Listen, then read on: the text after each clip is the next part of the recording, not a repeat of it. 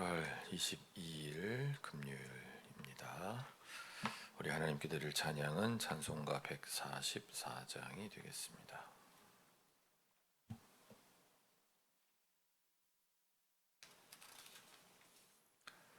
찬송가 144장, 우리 기도하시는 마음으로 함께 가사를 읽는 것으로 찬양 올립니다.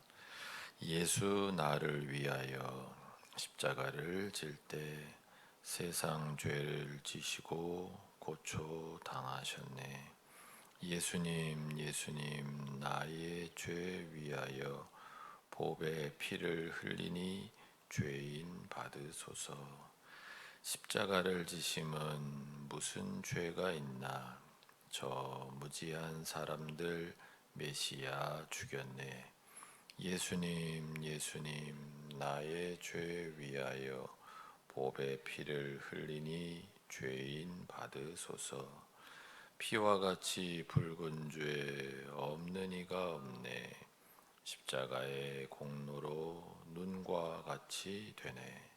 예수님 예수님 나의 죄 위하여 보배 피를 흘리니 죄인 받으소서. 아름답다 예수여 나의 좋은 친구. 예수 공로 아니면 영원 형벌 받네. 예수님 예수님 나의 죄 위하여 보배 피를 흘리니 죄인 받으소서. 아멘. 기도드리겠습니다.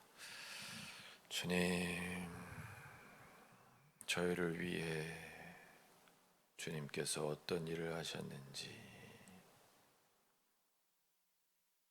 만유의 왕이신 그분께서 인간으로 오심의 그 의미를 저희가 한 번 더 새길 수 있는 이 날이 되기 원합니다. 우리를 향한, 이 온 세상을 향한 그 귀한 뜻을 깨달아 알고 살아가는 저희가 될 수 있도록 주님 저희에게 하늘의 지혜를, 깨달음을 허락하여 주시옵소서. 오늘도 주님과 함께 하루를 시작하고자 합니다. 주님과 함께 하루를 살고 주님과 함께 하루를 마감하고자 합니다.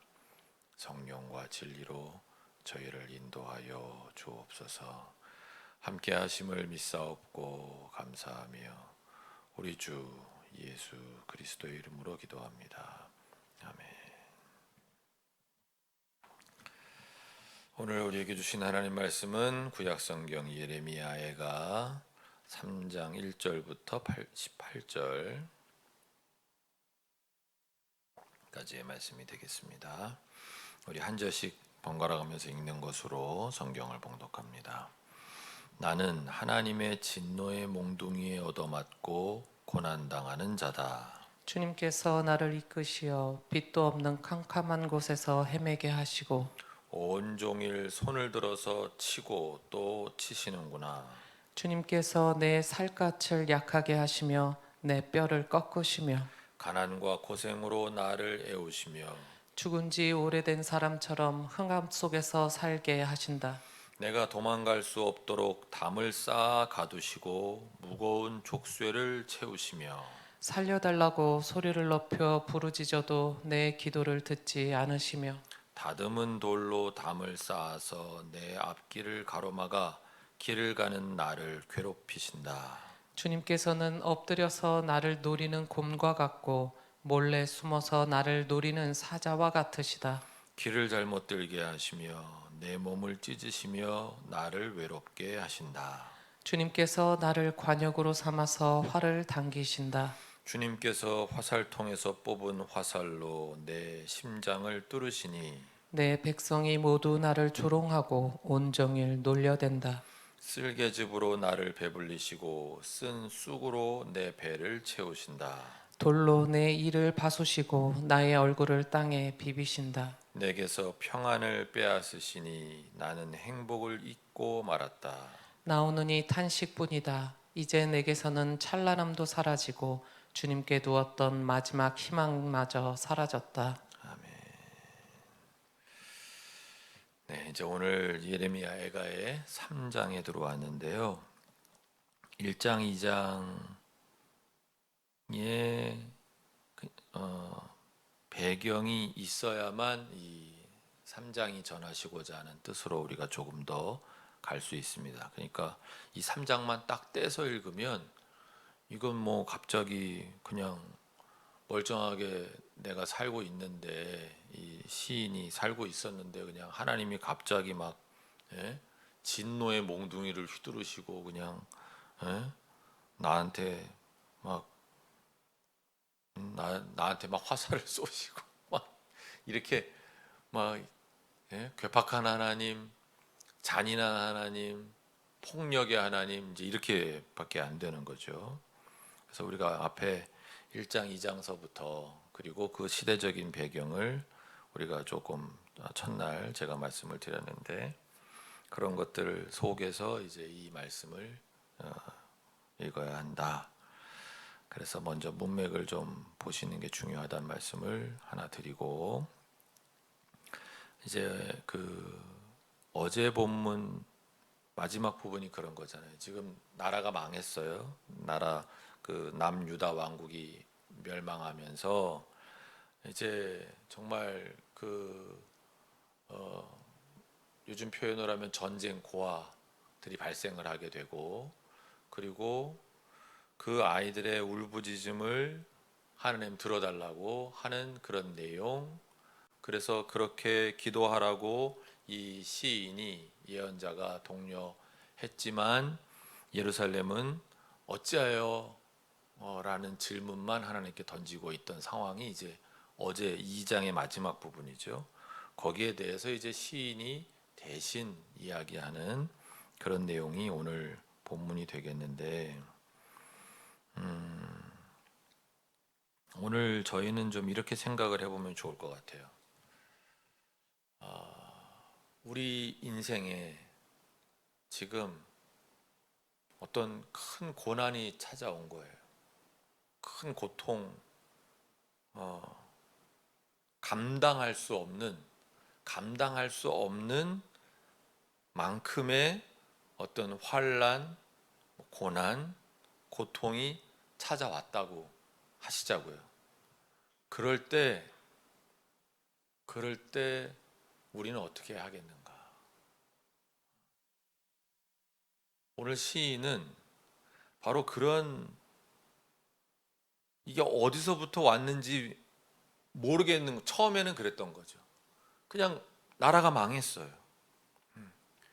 그리고 막 아이들이, 그 아무 죄도 없는 아이들이 막 울부짖고, 왜 엄마가 사라지고 아빠가 사라지고 뭐 집이 다 사라지고 이러니까, 그런 젖먹이들조차 고통을 당하는 그 현실, 그 고난 앞에 그냥 어느 순간 놓였어요.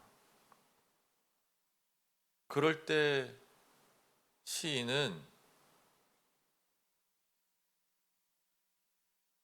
어떻게 해야 이 고난을 헤쳐나갈 수 있을까? 우리가 그렇게 믿고 섬기던 하나님은 죽었다.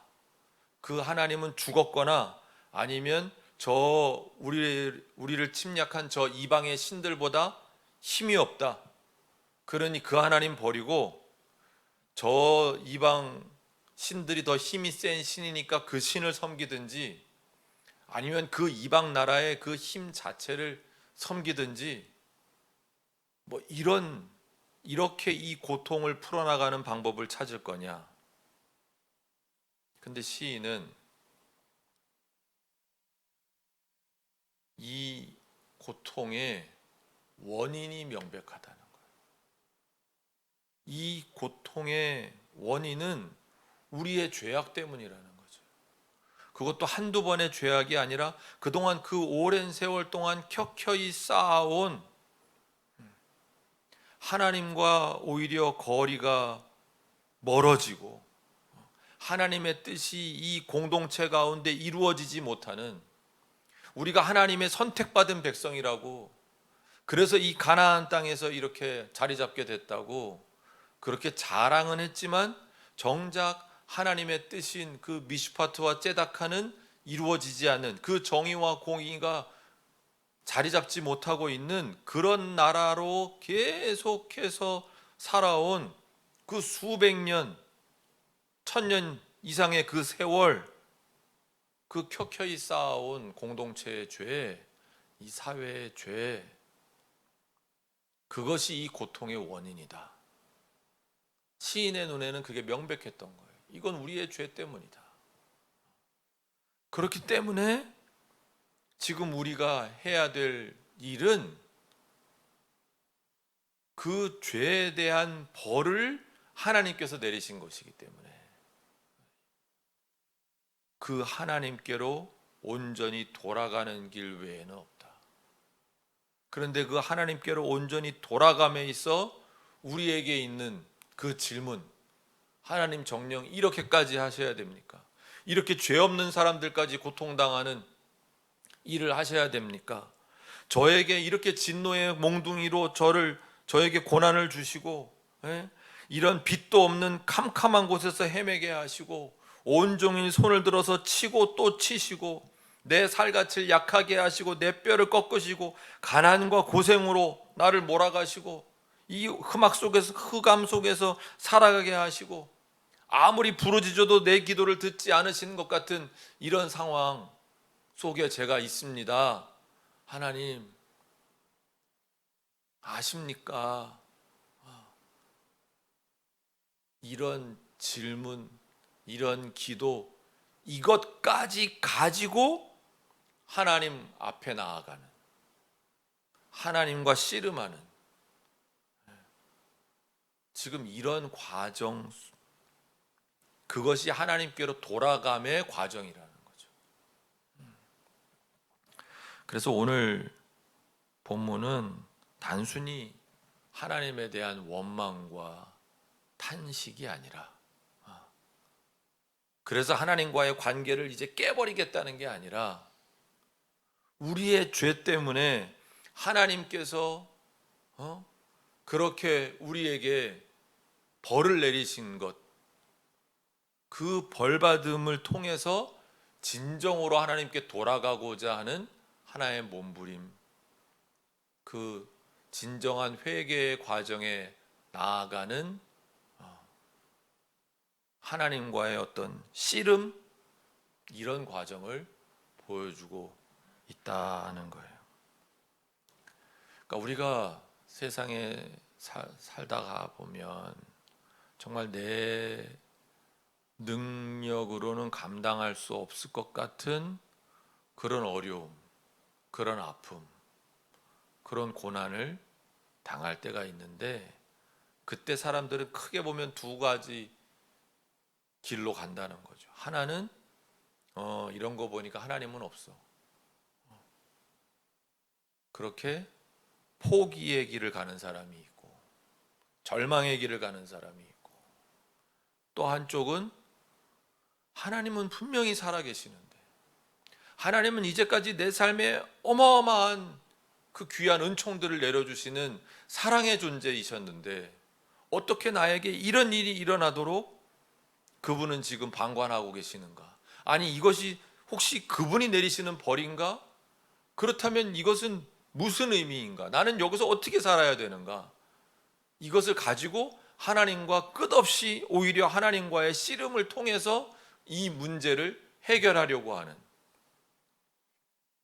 왜? 그동안의 자기의 삶에 하나님의 흔적이 너무 크게 남아있기 때문에, 이 세상에 하나님의 흔적이 너무 많이 남아있기 때문에 하나님의 안 계심을 이야기할 수는 없고 하나님을 부정할 수는 없고, 그렇다면 이건 무슨 뜻인가를 가지고 진짜 온 힘을 다해 씨름하려고 하는 그 길, 오늘 시인은 바로 이 두 번째 길을 가고 있는 거죠. 그래서 하나님께 오히려 더 적극적으로 질문하고 지금 이 상황을 하나님 앞에 더 낱낱이 고하고, 그 속에서 진정 인생의 길을 찾으려고 하는,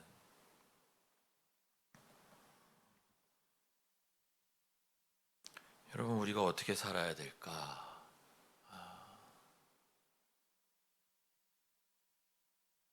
어떻게 살아야 될까? 정말 감당할 수 없기에 낙심하고 절망하는 것도 충분히 이해가 되지만, 낙심은 했다가도 절망까지는, 저는 언제나 낙심보다 절망이 더 큰 걸로 제가 늘 말씀을 드리죠. 낙심은 할 수 있어요.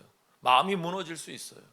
그러나 절망은 뭐예요? 그건 아예 희망이란 없다.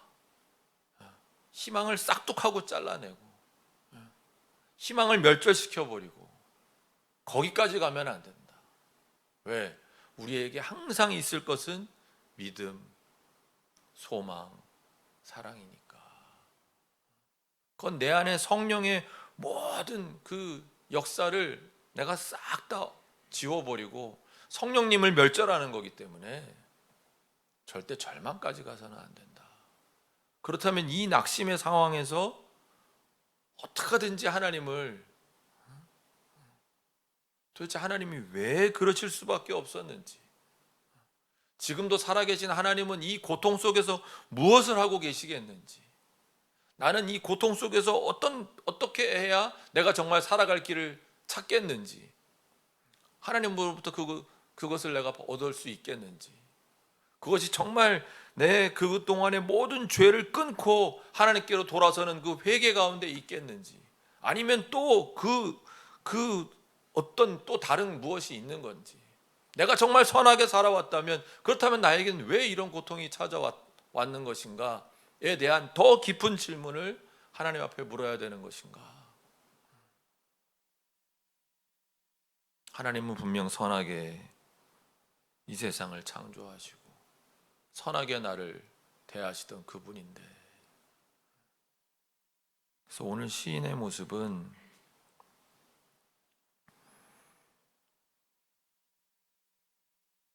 우리가 정말 어쩌면 고난 가운데 처해 있을 때 가져야 될 그런 모습이라고 생각이 됩니다. 그래서 우리는 이렇게 기도해도 됩니다. 하나님께 17절 18절 내게서 평안을 빼앗으시니 나는 행복을 잊고 말았다. 나오는 이 탄식뿐이다. 이제 내게서는 찬란함도 사라지고 주님께 두었던 마지막 희망마저 사라졌다. 여러분, 이렇게 본인의 그 상황을, 그 낙심된 마음을 하나님께 토로하는 것은 얼마든지 하나님이 용납이 가능하신 거예요. 성경에 있으니까 하나님 용납이 가능하시고, 그렇게 하나님과의 씨름 속에서